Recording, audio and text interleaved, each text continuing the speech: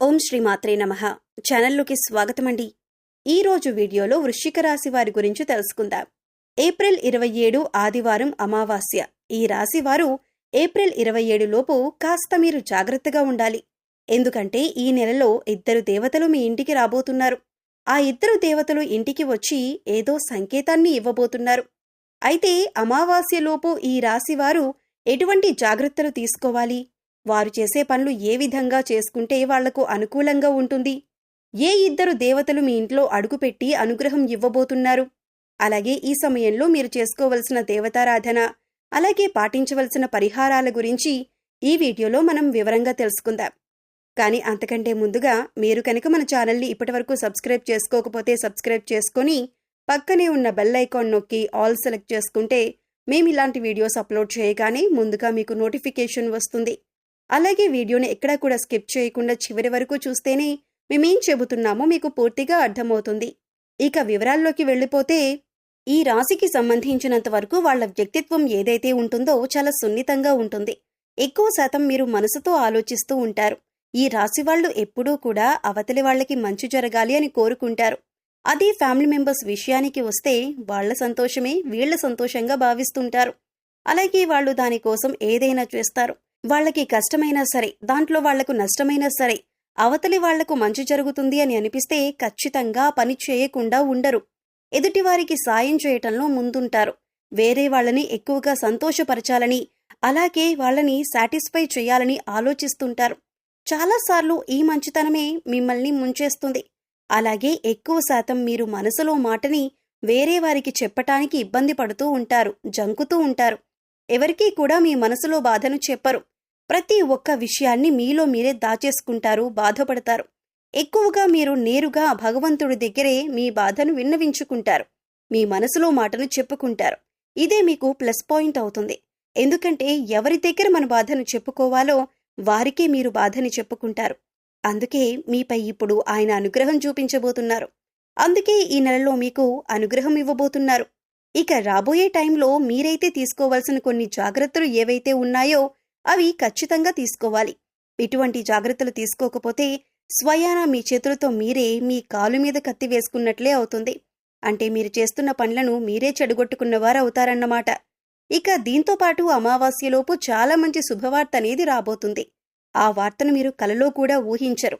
అంత మంచి సంతోషాన్ని కలిగించే న్యూస్ అయితే రాబోతుంది. కానీ మంచి ఎక్కడైతే ఉంటుందో చెడు కూడా అక్కడే ఉంటుంది కదా.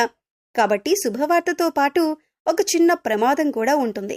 అదేంటంటే, మీకు శత్రువులైన వారు ఎవరైతే ఉన్నారో వాళ్ళు అలర్ట్ అయ్యే సమయం ఇది. మీ శత్రువులు ఏదో ఒక విధంగా మీకు నష్టం కలిగించడానికి ప్రయత్నిస్తారు. కాబట్టి మీరీ రాబోయే టైంలో ఏదైనా నిర్ణయం తీసుకోవాలి అనుకుంటే మీకు తెలిసిన వ్యక్తితో అయినా, లేకపోతే బంధువులతో అయినా, ఇంట్లో కుటుంబ సభ్యులతో అయినా ముందుగా మీరు చేస్తున్న పని గురించి మీ ఆలోచనలనేవి ఎవరితోనూ చెప్పకండి. ఎందుకంటే మీరు చేసే ప్రతి పనికి ఆటంకం తీసుకురావటానికి మీ శత్రువులు రెడీగా ఉన్నారు. కాబట్టి ఈ విషయంలో మీరు కంపల్సరీగా ఖచ్చితంగా జాగ్రత్త తీసుకోండి. ఇక రాబోయే టైంలో ఏదైనా కొత్త బిజినెస్ స్టార్ట్ చేయాలి అనుకుంటే దానిని ఆపేయండి. ఆ ఆలోచనలు పూర్తిగా మీరు కొంతకాలం ఆపేయండి. ఎందుకంటే ఈ సమయంలో అటువంటి ఆలోచనలు మీరు చేయటం కరెక్ట్ కాదు. సక్సెస్ రాదు. మీరు పెట్టుబడులు పెట్టేటటువంటి పనులు స్టార్ట్ చేశారనుకోండి, సక్సెస్ అనేది రావటానికి చాలా సమయం పడుతుంది. ఈ విషయాన్ని గుర్తుంచుకోండి. దాంతోపాటు ఎక్కడా కూడా ఎవరికీ కూడా ఎంత మిత్రులైనా సరే, ఎంత బంధువైనా సరే, దగ్గర వాళ్ళైనా సరే డబ్బు అనేది అప్పుగా తీసుకోకండి. అలాగే వాళ్ళు అప్పుగా మిమ్మల్ని అడిగినా కూడా మీరు డబ్బులు వాళ్ళకి ఇవ్వకండి. ఎందుకంటే ఈ సమయంలో మీరు చేబదులుగా డబ్బులిచ్చినా, అలాగే మీరు డబ్బులు తీసుకున్నా అది మీకు అస్సలు కలిసిరాదు. కాబట్టి ఈ సమయంలో మీరు ధనానికి సంబంధించిన లావాదేవీలలో పడకుండా ఉండటం మంచిది.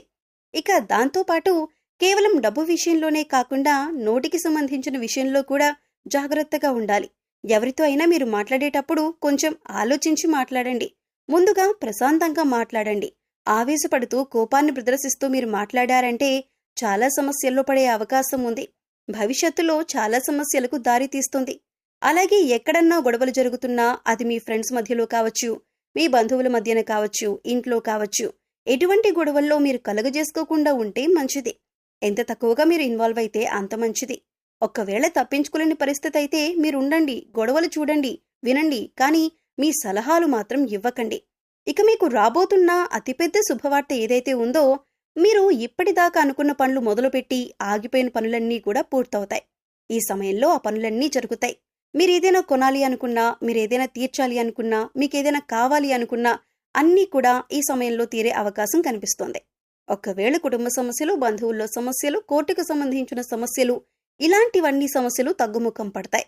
ఏ సమస్య మీద మీరు పాజిటివ్గా సమాధానం రావాలని కోరుకుంటున్నారు, అలాగే పాజిటివ్గా మీకు రిజల్ట్ అనేది ఉంటుంది. ఇక దానికి తోడు ఈ సమయంలో దూర ప్రయాణం చేసే అవకాశం ఉంటుంది.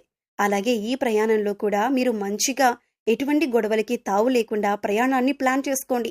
హ్యాపీగా ఎంజాయ్ చేయండి. మీ ప్రణాళికలని బట్టే మీ ట్రావెలింగ్ అనేది విజయవంతమవుతుంది.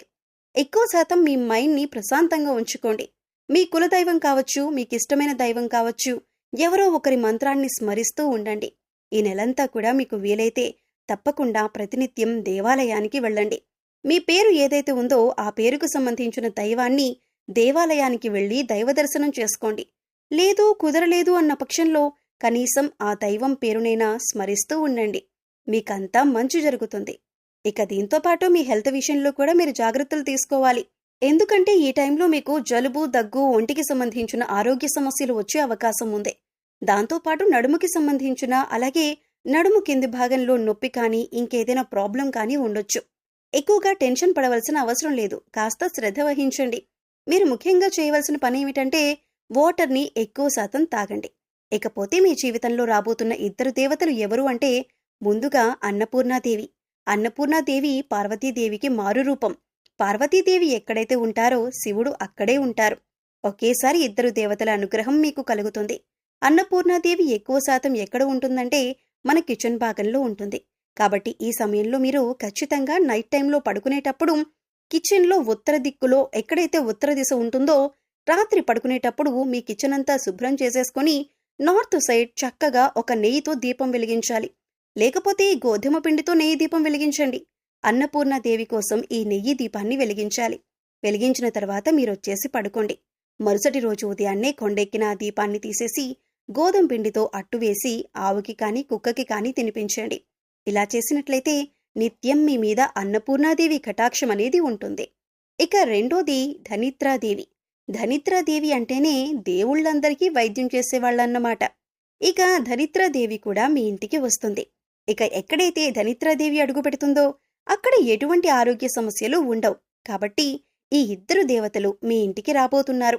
మరిన్ని శుభ ఫలితాలు పొందటం కోసం ఈ రాశివారు చేయవలసిన దేవతారాధన చూసుకున్నట్లయితే, ఈ నెలంతా అన్నపూర్ణాదేవి కటాక్షం కోసం ఆమె పేరు నిత్యం పారాయణం చేయటం వలన కుటుంబ సభ్యుల యొక్క ఆరోగ్యం అనుకూలంగా ఉంటుంది. ఎటువంటి ఆకలి బాధలు దరిచేరవు. ఈ సమయంలో మరింత అభ్యున్నతిని పొందటం కోసం వీరు పాటించవలసిన పరిహారాలు చూసుకున్నట్లయితే, అన్నపూర్ణాదేవి ఆలయంలో అన్నదానం చేయించండి. అలాగే ఆవులకు ఆహారాన్ని తినిపించండి. సో చూశారు కదండి, వీడియో నచ్చితే ఖచ్చితంగా లైక్ చేయండి. మరిన్ని మంచి మంచి వీడియోల కోసం ఇప్పుడే మా ఛానల్ని సబ్స్క్రైబ్ చేసుకోండి. అలాగే మీ ఫ్రెండ్స్ అండ్ ఫ్యామిలీ మెంబర్స్లో ఎవరైనా వృశ్చిక రాశి వారు ఉంటే వారితో ఈ వీడియోని షేర్ చేసుకోండి. మరో చక్కటి వీడియోతో మళ్ళీ కలుద్దామండి. ఓం శ్రీ మాత్రే నమః.